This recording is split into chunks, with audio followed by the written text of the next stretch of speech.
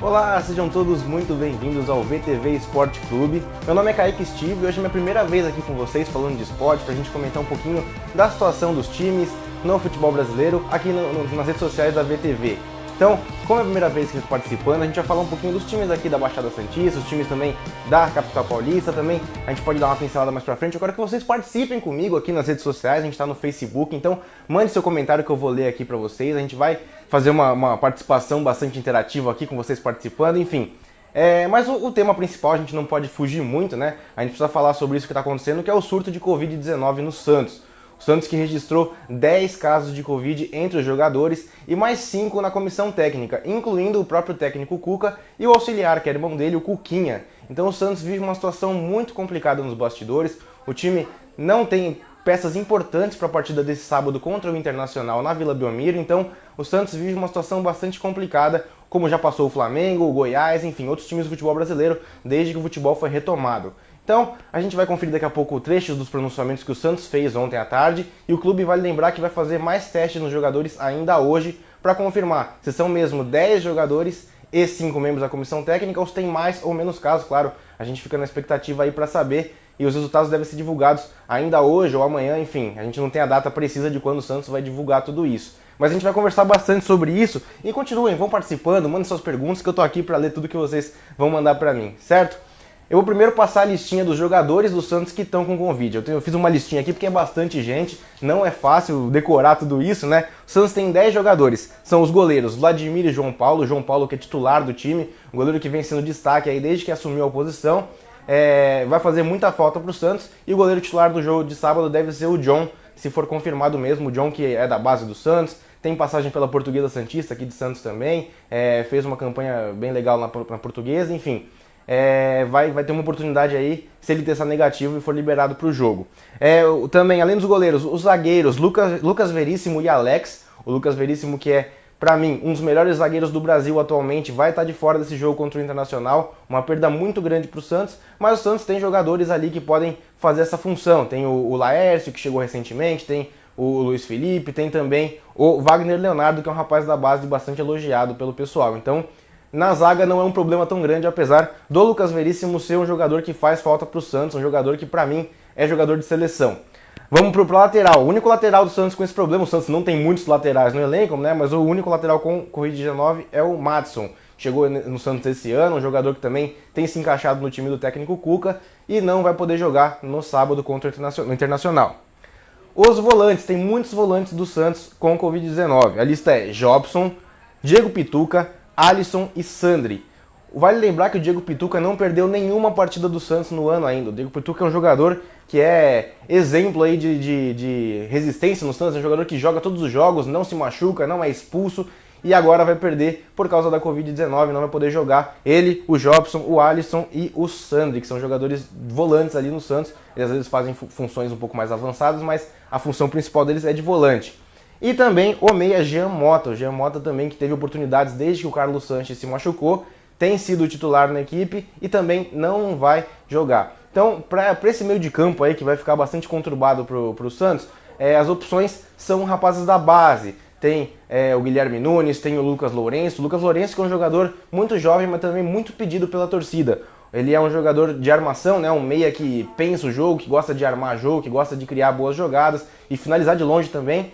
Mas é uma opção aí para o Santos para entrar no jogo do sábado contra o Inter, mas a gente não tem nenhuma definição ainda, até porque o Santos mal treinando tá nessa semana, justamente por causa desses casos de Covid, né? E tem uma questão também que os jogadores realizaram os testes já na terça-feira e agora realizam outros testes nessa quinta, como eu já falei, para decidir quem estará liberado para enfrentar o Internacional neste sábado. O jogo que acontece... tem meu horário aqui, cadê? Eu perdi o horário, mas tá por aqui, 16h30 na Vila Belmiro, certo? Além desses desfalques da Covid-19, o Santos também não terá Soteldo. É o único desfalque de ataque ali do Santos, né? Já que o Marinho, que está jogando muita bola, vai poder jogar. O Caio Jorge, que é o centroavante titular também. O Soteldo foi convocado pela seleção venezuelana de futebol. Vai enfrentar a seleção brasileira sexta-feira, amanhã, né? E também não joga pelo Santos. É uma baixa aí no time do Peixe.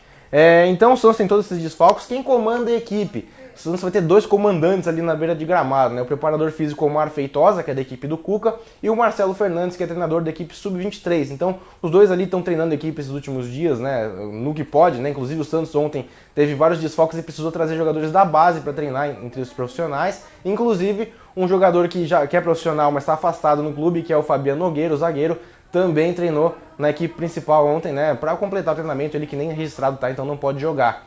Então o Santos está com essa situação bem complicada do Covid, e a gente vai ver um pouquinho também, porque o clube se pronunciou, né? Sempre que tem um surto, o clube tem que se pronunciar, porque fica aquele questionamento, né? Tá cumprindo a questão de protocolo de saúde, tá seguindo as orientações? O Santos disse que tá. O primeiro pedir pro pessoal mostrar a palavrinha do doutor Ricardo Galotti, que é coordenador médico do Santos. Ele disse que o clube tem cumprido sim todos os protocolos de saúde. Ele disse também que esse surto de Covid é uma infelicidade. Então, dá uma olhadinha no que ele falou.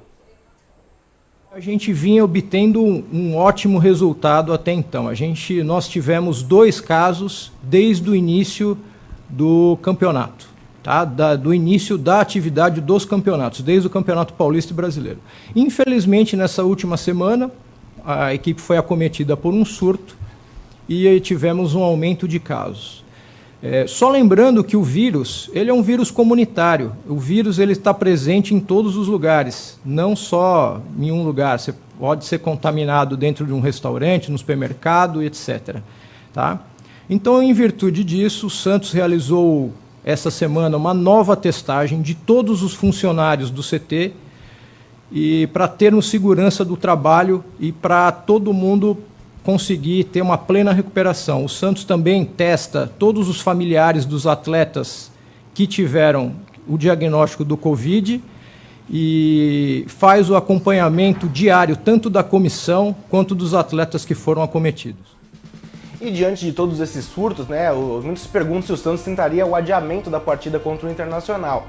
Mas se a gente pegar um pouquinho na memória, a gente vai lembrar que o Flamengo, quando teve o surto, também tentou o adiamento e foi muito criticado, porque o Flamengo foi um dos clubes que apoiou a volta do futebol, mesmo quando muita gente ainda estava contra, justamente por causa da pandemia. Então, o Santos mesmo trabalha com a possibilidade de não ter essa possibilidade de adiar o jogo com a CBF, né? Já que a CBF tem sido bastante rígida em relação a isso. Então, o Santos nem trabalha com essa possibilidade e foi o que falou o Felipe Ximenes. O Felipe Ximenes, que é superintendente de esportes do Santos, ele também participou da coletiva de ontem e ele disse, né, que o time tem realizado os testes, que ele espera que não tenha mais nenhum teste positivo hoje, né, nos testes que são realizados nessa quinta-feira, e ele disse que não trabalha com possibilidade do adiamento, que o time vai tentar buscar os jogadores da base aí para colocar no jogo, enfim, que o Santos vai para campo nesse sábado contra o Internacional na Vila Belmiro. Então, dá uma olhadinha no que falou o Felipe Ximenes. A gente espera que os testes de amanhã realmente deem negativo, né?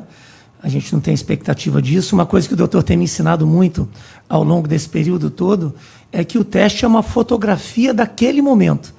Então, você fez um teste, deu negativo, você pode sair e ser acometido do vírus. Então, ninguém está livre disso. A comissão técnica que está sendo conduzida hoje pelo Eudes e pelo Omar já estão conversando direto com o Edinho, treinador do Sub-23, por pedido e indicação do departamento médico ontem, os atletas sequer desceram dos seus carros para fazerem os testes, como vocês mesmo viram. Então, a gente está trabalhando no sentido de estarmos prontos para jogar com o máximo e com o melhor que pudermos contra o Internacional. A gente ainda não leva em consideração essa possibilidade de adiamento do jogo, porque, como eu disse na resposta anterior, a gente acredita que isso seja realmente muito pouco provável. E atualizando a situação também do técnico Cuca, o Santos divulgou ontem um boletim médico, né, dizendo que o técnico Cuca teve dificuldades na respiração, mas ele está internado, né, então a gente sabe que o Santos está fazendo esse trabalho com ele para que não haja nenhum risco ao treinador. Disseram que ele teve um problema de respiração, né, como é normal entre as pessoas que têm sintomas de Covid, né, ele tem sido tratado, foi medicado e está com quadro estável, então a gente aguarda por mais informações sobre o técnico Cuca, que não comanda a equipe, ele também e o irmão dele, o Cuquinha, também fora do jogo desse sábado, os dois que são os principais ali comandantes do Santos, né? O Cuca, o técnico principal, o Cuquinha seu auxiliar. Então os dois fora do jogo, o Santos, claro. O jogador disse que isso não muda muita coisa, porque o trabalho é feito na semana, mas o trabalho dessa semana também foi prejudicado justamente por todos esses casos. O time que nem treinou na terça-feira justamente por causa dos testes que foram feitos em drive-thru.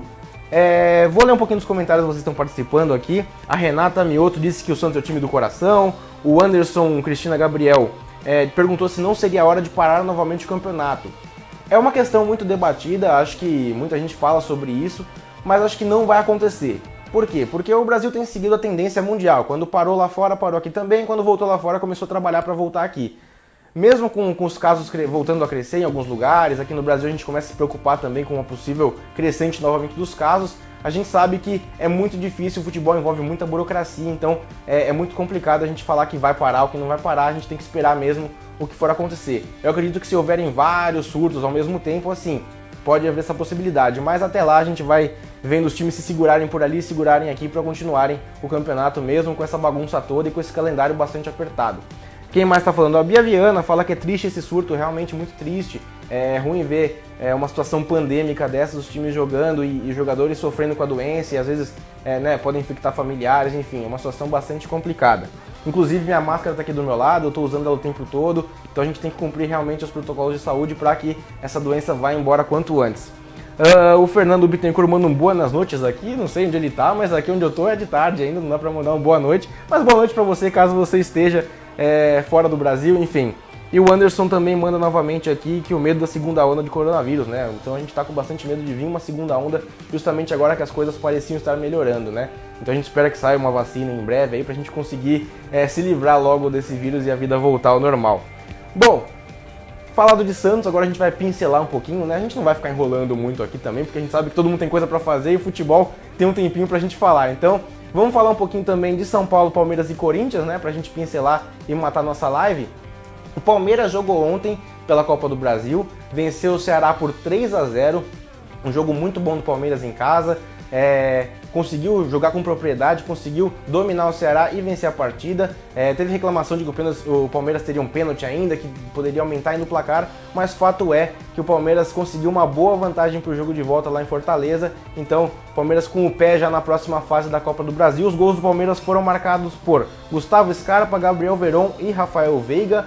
Então o Palmeiras aí já quase... É difícil, né? Futebol a gente não pode falar que tá quase classificado, mas dadas as circunstâncias, o time que o Palmeiras tem, enfim, tá com o pé ali praticamente na próxima fase da Copa do Brasil. Palmeiras que pelo Brasileirão joga também no sábado, vale lembrar que todos os jogos serão realizados no sábado por conta das eleições que acontecem no domingo, né? No Brasil inteiro. E o Palmeiras joga no sábado às 21h30 contra o Fluminense em casa em São Paulo. Vamos falar também do próprio São Paulo que jogou ontem também no Maracanã contra o poderoso Flamengo e venceu.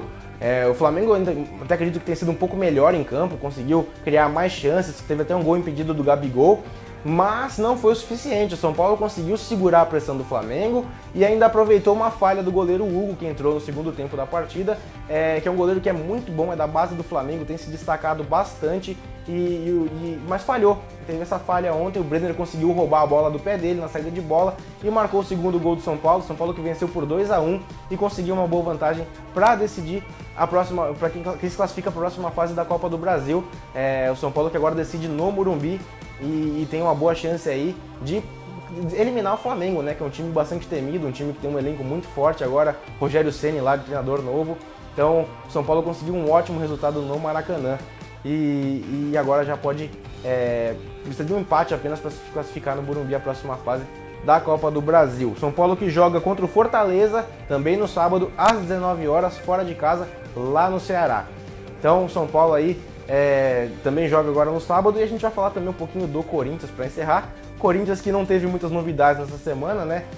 Não teve jogo, treinou bastante, né? Apenas tentando pegar agora a forma do técnico Wagner Mancini de jogar, o time que teve uma melhora desde que o Wagner Mancini foi contratado, mas que ainda não encantou com o futebol, né? Teve resultados aí, muitos empates, algumas derrotas, enfim.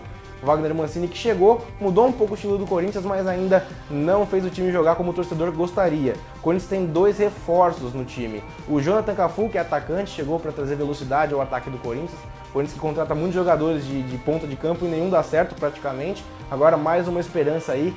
O Jonathan Cafu que passou pela base do São Paulo, jogou no São Paulo, enfim.